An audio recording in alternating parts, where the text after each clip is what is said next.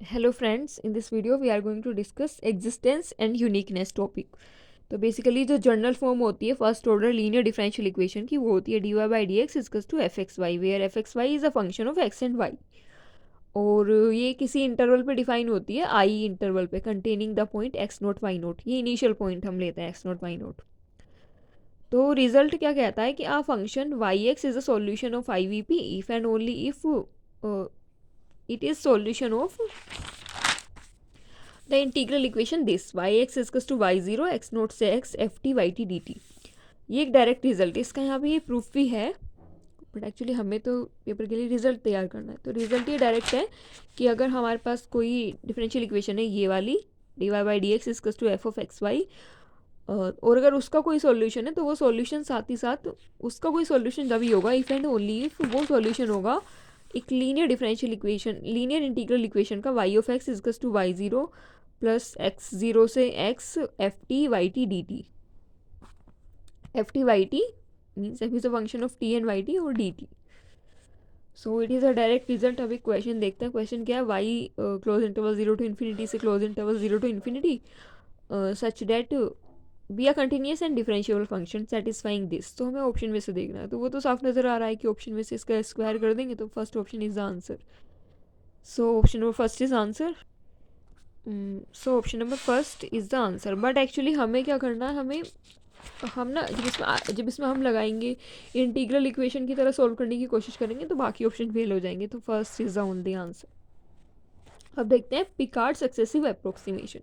Approximation तो मतलब approximation होता है कि उसमें हमारे पास कोई तरीका नहीं होता है क्वेश्चन को करने का, तो हम जस्ट न्यूमेरिकल मेथड्स की तरह अप्रोक्सीमेशन लेते हैं। तो अब लेते कैसे हैं वो इसमें देखेंगे। पिकार्ड ने दिया था तो इसलिए उसके नाम पे है पिकार्ड सक्सेसिव अप्रोक्सीमेशन।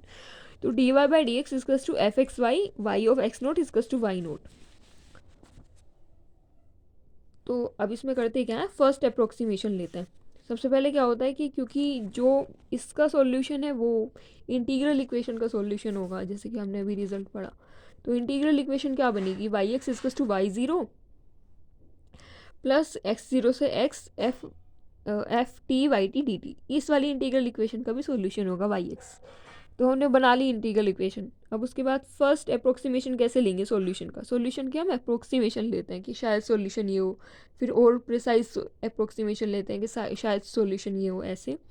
तो फर्स्ट अप्रोक्सीमेशन कैसे लेंगे कि y one x is to y zero यही वाला होगा, ये जो हमें इनिशियल कंडीशन गिवन होगी y zero plus x zero से x zero f t y zero t d t. ये फर्स्ट अप्रोक्सीमेशन। दूसरे अप्रोक्सीमेशन में यहाँ तो वाई ज़ीरो रहेगा, यहाँ पे ये वाई वन टी आ जाएगा। तीसरे अप्रोक्सीमेशन में यहाँ वाई ज़ीरो रहेगा, यहाँ पे वाई टू टी आ जाएगा। ऐसे एनथ अप्रोक्सीमेशन में यहाँ वाई ज़ीरो होगा और यहाँ y n minus one t आ जाएगा। तो हमारे ये टोटल अप्रोक्सीमेशन निकल जाएंगे। और ये जो ये y one x y two x y three x and y n x, ये जो एक सीक्वेंस बन जाएगा, सीक्वेंस ऑफ फंक्शंस, तो ये डिपेंड करेगी यूनिफॉर्मली कन्वर्जेंट करेगा सॉल्यूशन की तरफ, जो असल में वाई एक्स इसका सॉल्यूशन होगा as n tends to infinity. अब यहाँ पे दो चीज़ें हैं, पॉइंट वाइज कन्वर्जेंट करेगा देन सॉल्यूशन एग्जिस्ट करेगा, यूनिफॉर्म कन्वर्जेंट करेगा देन सॉल्यूशन यूनिक एग्जिस्ट करेगा। यहाँ देखिए दो रिजल्ट है। अब इस पे बेस्ड एक ही क्वेश्चन है, d y by d x इजकस टू एक्स प्लस वाई। इसमें इन्होंने सक्सेसिव अप्रोक्सीमेशन किया। पहले इन्होंने क्या किया, x plus Y इजकस to we, one plus D y by d x इजकस to D we D y by d x इजकस टू दिस। ये नॉर्मली सोल्व किया, इससे हमारा आंसर ये आ गया। बट अगर हम इस क्वेश्चन को पिकार्ड के मेथड से सॉल्व करेंगे तो कैसे सॉल्व करेंगे, उसके लिए इन्होंने क्या किया, F of x Y इजकस to D y by d x इजकस to x plus Y zero इजकस to one. तो यहाँ से हमें वाई ज़ीरो इजकस टू वन से क्या आया, एक्स ज़ीरो ज़ीरो है, वाई ज़ीरो वन है। तो फर्स्ट अप्रोक्सीमेशन क्या आया, Y zero plus x zero से x F of T y t d T. First approximation के टाइम में हम यहाँ वाई ज़ीरो ले लेते हैं। वाई ज़ीरो तो ये वाला पॉइंट होता है वन, और जब हम यहाँ पे वाई ज़ीरो लेंगे, और जब हम यहाँ पे वाई ज़ीरो लेंगे तो एक्स प्लस मतलब एक्स की जगह टी रखेंगे। टी एक सेकेंड, कुछ गलत हो रहा है शायद। तो यहाँ पे पिकार्ड ऐसे यूज़ किया कि एक्स की जगह तो टी लिखा और वाई की जगह वाई ज़ीरो लिखा, मीन्स वाई ज़ीरो क्या है वन। फिर वाई वन फिर वाई टू फाइंड करते करते हुए एक्स की जगह तो टी लिखा और y की जगह y1 लिखा, ऐसे ही सब फाइंड किए, तो फाइनली जो आंसर आया वो ये वाला आंसर आया। तो फाइनली ये जो ये सीरीज़ थी ये ऐसे आई और ये वाली टर्म ज़ीरो को कन्वर्ज कर रही थी, तो ये फाइनली आंसर वही आया जो नॉर्मल मेथड से आंसर आया था। सो it is unique answer because it is uniform convergent. So anyway, अब जो लोकल इंटरवल कैसे फाइंड करते हैं हम, लोकल इंटरवल ऐसे फाइंड करते हैं कि हमें d y by d x इसकस to f x y given होता है, तो वाई एक्स नोट इसकस टू वाई नोट ये गिवन कंडीशन होती है। तो हम क्या करते हैं, एक रीजन बनाते हैं अपने पास से। जो हम रीजन बनाते हैं वो हमेशा रेक्टेंगल बनता है, और रेक्टेंगुलर रीजन दो लाइन जो होती हैं एक्स एक्सिस पे, ये दोनों पैरेलल, और दो लाइन वाई एक्सिस पे पैरेलल, इनसे मिलके जो रीजन ये बनता है that is called rectangle. Rectangle का फॉर्मेशन ऐसी होता है, और ये जो ये पॉइंट होता है एक्स जीरो वाई जीरो होता है, जो हमें इनिशियल पॉइंट गिवन होता है उसको हम ये बीच में रखते हैं। उससे बी डिस्टेंस इधर चलते हैं, बी इधर चलते हैं, मतलब a distance sorry x axis पे, वाई एक्सिस पे बी ऊपर बी नीचे।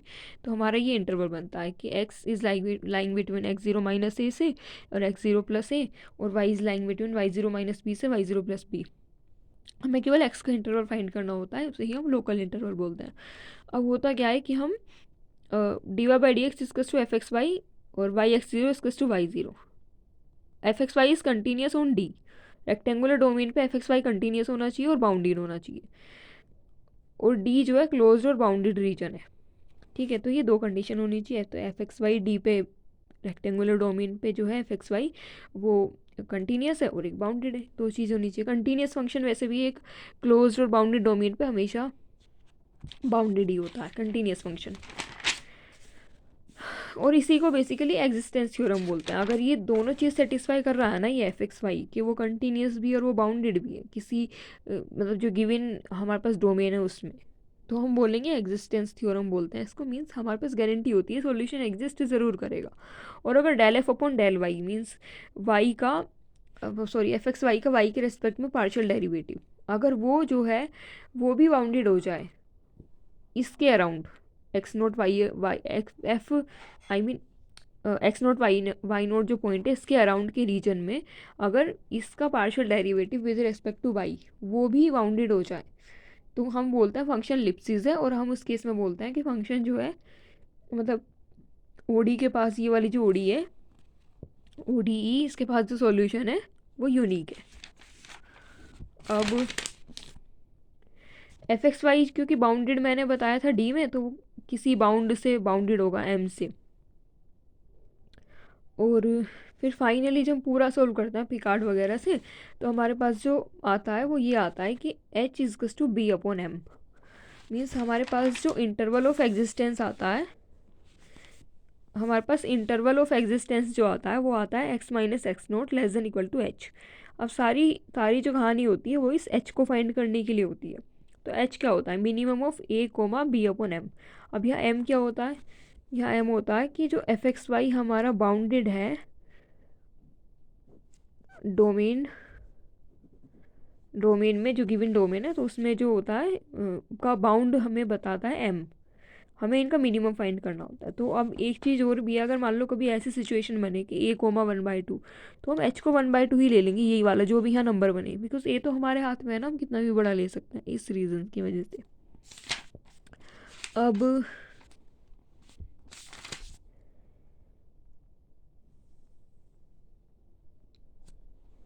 अब जैसे कि यहाँ पे देखो y x minus y naught less than equal to m x minus x naught, ये कंडीशन होती है सॉल्यूशन के लिए। यहाँ पे एक्स नोट वाई नोट 0 है रख दिए, तो y of x less than equal to m of x.